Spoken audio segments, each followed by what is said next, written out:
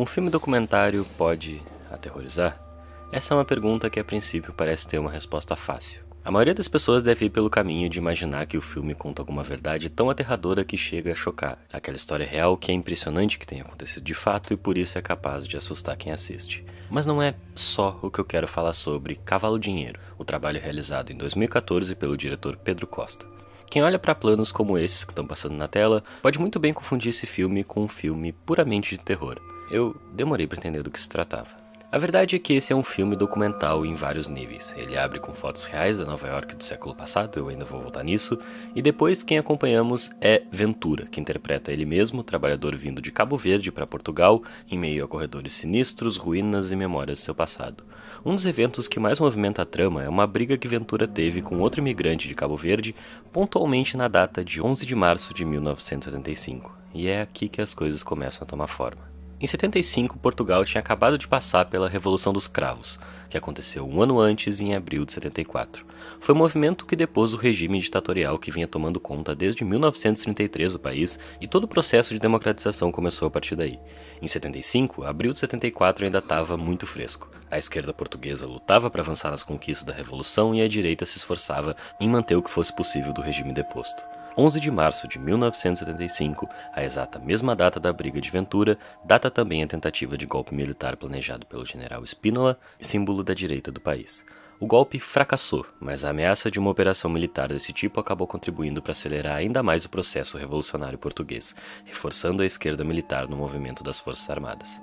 Em termos gerais, o que eu estou querendo dizer é que esse foi um período que, de uma forma ou outra, acabou resultando numa guinada considerável da política portuguesa para o vanguardismo, políticas mais à esquerda e descolonizadoras. Se essa era uma data indiscutivelmente importante para a história de Portugal, o que exatamente ela significa para Ventura, que também passou por um evento que marcou a vida dele dali em diante? Ventura não fazia parte da Revolução. A Revolução dos Cravos foi organizada principalmente por capitães, e Ventura era um imigrante à procura de trabalho. Quando Pedro Costa, o diretor, escolhe colocar a lente desse período sobre Ventura e não sobre os heróis da Revolução, é uma história esquecida pelas grandes narrativas que ele procura. Tudo em Cavalo Dinheiro é absolutamente concreto, mas a decisão que torna esse filme diferente de outros do tipo é a de aproximar, a partir de várias ferramentas possíveis e impossíveis, uma narrativa que não abandona seus elementos de documentário, de uma linguagem e estética de terror. E essa não é uma decisão feita ao acaso. Ventura viveu à margem da Revolução. Se Portugal reconhece as políticas socialistas que vieram depois da Constituição de 76, filha da Revolução dos Cravos de 74 e da tentativa frustrada de golpe militar de 75, talvez ainda não reconheça aqueles que não fizeram parte da Revolução, aqueles ofuscados por ela, como o Cavalo Dinheiro deixado em Cabo Verde por Ventura, que dá nome ao filme, que virou comida dos abutres. Ventura é levado pelos agentes da Revolução até o hospital, e a primeira vez que a gente vê ele descer aquelas escadas é como se entrasse em uma gruta, uma caverna assombrada. Naqueles corredores onde a luz da história pouco chega, todas aquelas pessoas parecem vultos, contornos, sombras, fantasmas. Se não são reais nos livros de história, sobra ser puro cinema de gênero, em estética e linguagem. Mesmo quando o filme recria situações do passado de Ventura, ele não recria os espaços, e numa decisão parecida com a que o documentário Shoah toma para registrar o Holocausto, a câmera e Ventura passeiam por lugares destruídos, abandonados, por ruínas de fábricas e escritórios por onde ele passou durante a vida, num limbo entre memória e existência. Por isso também que faz muito sentido abrir o filme com os registros de outros imigrantes, outros trabalhadores mesmo que fora de Portugal, memórias dessa grande trama esquecida e apagada, e por esse motivo uma história tão desconhecida, nublada e assustadora de exploração e busca por oportunidades. Para Ventura, os soldados e capitães da Revolução não são figuras palpáveis em toda sua suposta complexidade. Quando encontra ele na mata, são como zumbis ou criaturas sombrias, tão ameaçadoras quanto.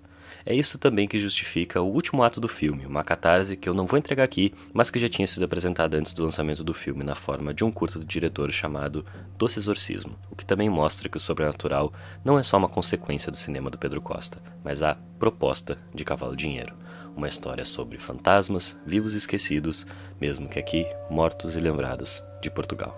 Já vou morrer 1000 mortos, Ventura, mas um morte canalha.